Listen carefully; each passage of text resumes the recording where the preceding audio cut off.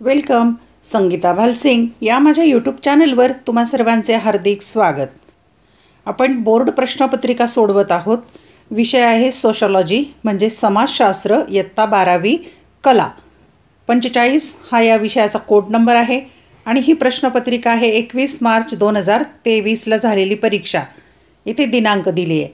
Seat number इथे तुम्ही टाकायचा असतो प्रश्नपत्रिकेवर. 3 तासाचा वेळ आहे प्रश्नपत्रिका सोडवायला. प्रश्नपत्रिकेची 4 पेजेस आहेत. 80 गुणांची ही प्रश्नपत्रिका आहे. समाजशास्त्र इयत्ता 12वी कला. 21 मार्च 2023 रोजी झालेली ही परीक्षा. बोर्ड परीक्षेचा पेपर सोडवूया आपण. बोर्ड परीक्षेच्या पेपरचा अभ्यास केल्याचा फायदा असा होतो की काही प्रश्न परत परत येत असतात, म्हणजे रिपीट होतात किंवा तुलना करता येते, महत्त्वाचे प्रश्न समजतात, प्रश्नपत्रिकेचं स्वरूप समजतं. म्हणून याचा अभ्यास तुम्ही केला पाहिजे. व्हिडिओ शेवटपर्यंत पहा म्हणजे प्रश्नांची उत्तरं कशी लिहायची ते लक्षात येईल. प्रश्नपत्रिकेमध्ये तुम्हाला सूचना दिलेल्या असतात, त्या वाचून फॉलो करायच्या. पहिली सूचना आहे, सर्व प्रश्न सोडविणे अनिवार्य आहे. अनिवार्य म्हणजे सक्तीचं, कंपल्सरी. 2. प्रश्नांच्या उजवीकडे पूर्ण गुण दिलेले आहेत. प्रश्नपत्रिकेत उजव्या बाजूला जे अंक दिलेले आहेत त्यावरून कोणत्या प्रश्नाला किती गुण आहेत हे लक्षात येतं. 3. 4 गुणांसाठी विचारलेल्या उपप्रश्नांच्या उत्तरात किमान 4 मुद्दे अपेक्षित आहेत. म्हणजे 1 मुद्दा 1 गुण. 4 गुण असतील तर 4 मुद्दे आले पाहिजेत.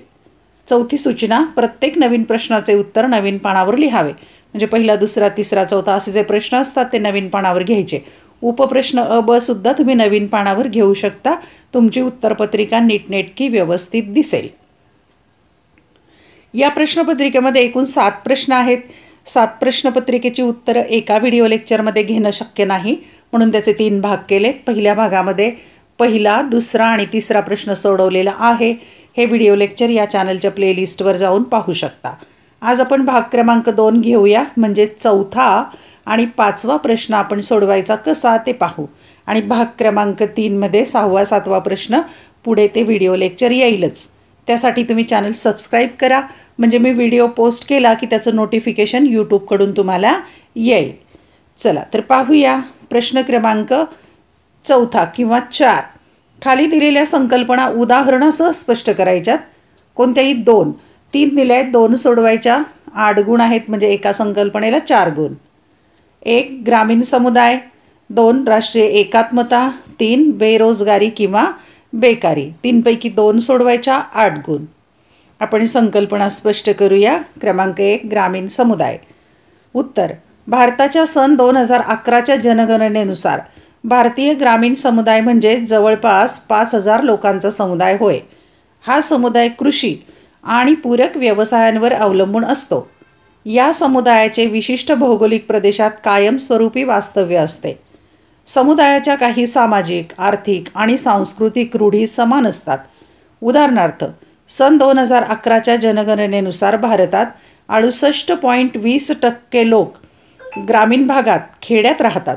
त्या गावांची संख्या 6.4 लक्ष इतकी आहे. दुसरी संकल्पना आहे राष्ट्रीय एकात्मता. उत्तरामध्ये लिहायचं. 1. एकाच भूप्रदेशात राहणाऱ्या आणि विविध भाषा, धर्म, जाती आणि संस्कृती असणाऱ्या लोकसमुदायात आपण एक आहोत ही भावना असणे यास राष्ट्रीय एकात्मता असे म्हणतात.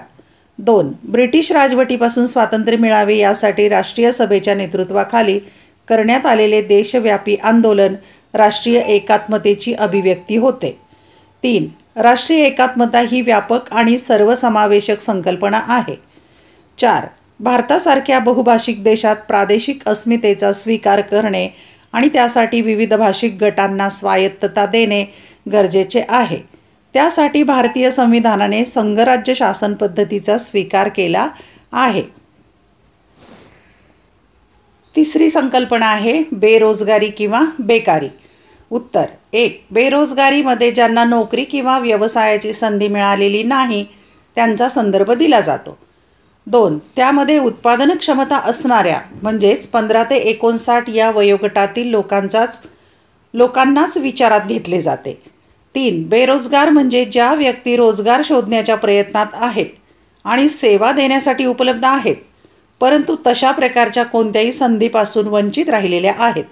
अशा व्यक्ती NSSOच्या अहवालानुसार ज्या व्यक्तीला एका आठवड्यात 14 तासाहून अधिक वेतन मिळवून देणारे काम मिळत नाही अशी व्यक्ती बेरोजगार असते. 4.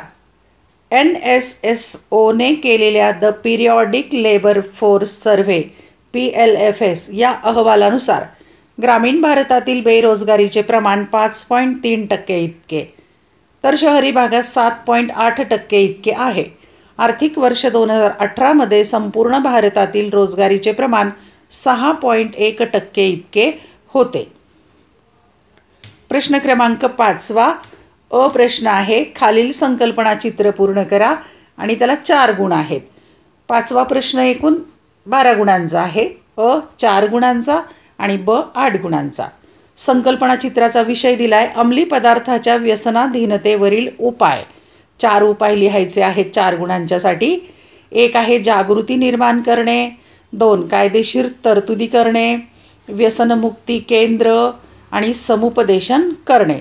4 पर्याय लिहिले, 4 उत्तरं लिहिले की 4 गुण मिळतात. ब प्रश्न आहे, खालील विधाने बरोबर की चूक सांगून सकारण स्पष्ट करा. चूक की बरोबर सांगायचं आणि सकारण स्पष्ट करायचं. कोणतेही 2, 3 पैकी 2 सोडवायचे, 8 गुण. म्हणजे एका प्रश्नाला 4 गुण. चूक की बरोबर सांगितलं की 1 गुण आणि त्याचं सकारण किंवा स्पष्टीकरण करण्यासाठी 3 गुण. असं एका प्रश्नाला 4 गुण. 1. आदिवासी समुदायाची अर्थव्यवस्था साधी आहे. 2. आर्थिक विषमतेचा समाजावर परिणाम होत नाही. 3. एखाद्या व्यक्तीची वेशभूषेची पद्धती तिच्या आधुनिकतेची उंची ठरवते. क्रमांक 1. आदिवासी समुदायाची अर्थव्यवस्था साधी आहे. उत्तर वरील विधान बरोबर आहे. कारणे. 1. आदिवासी समुदाय हा दुर्गम भागात वास्तव्य करणारा असल्याने मुख्य समाज प्रवाह आणि त्यातील प्रगत तंत्रज्ञानापासून तो अनभिज्ञ असतो. 2. शेती, पशुसंवर्धन, शिकार आणि वनोपज संकलन हे अत्यंत प्राथमिक अर्थव्यवस्थेत आढळणारे आर्थिक उपक्रम आदिवासी समुदायात आजही अस्तित्वात आहेत.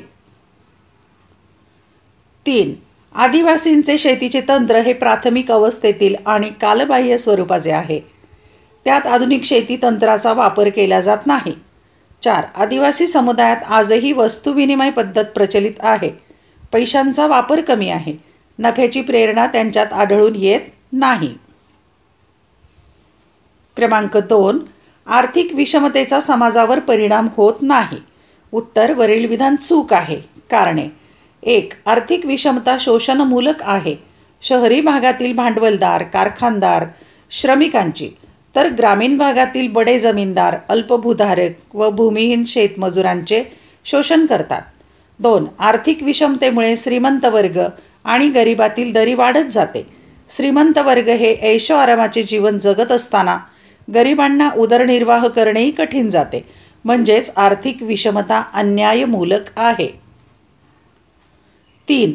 आर्थिक विषमतेमुळे शोषित वर्गाचा रोष वाढत जातो. हा वर्ग संघटित होऊन अन्यायाचा प्रतिकार करण्याचा प्रयत्न करतो. त्यांच्या कृतीतून सामाजिक शांतता लोप पावते. 4. श्रीमंत गरीब संघर्ष जेव्हा तीव्र होतो तेव्हा क्रांतीची ठिणगी पडते आणि राजकीय उलथापालथ होते. सन 1917ची रशियन क्रांती ही नाही रे वर्गाने आहे रे वर्गाला सत्ता नष्ट करण्यासाठी केलेली हिंसक कृती आहे. क्रमांक 3.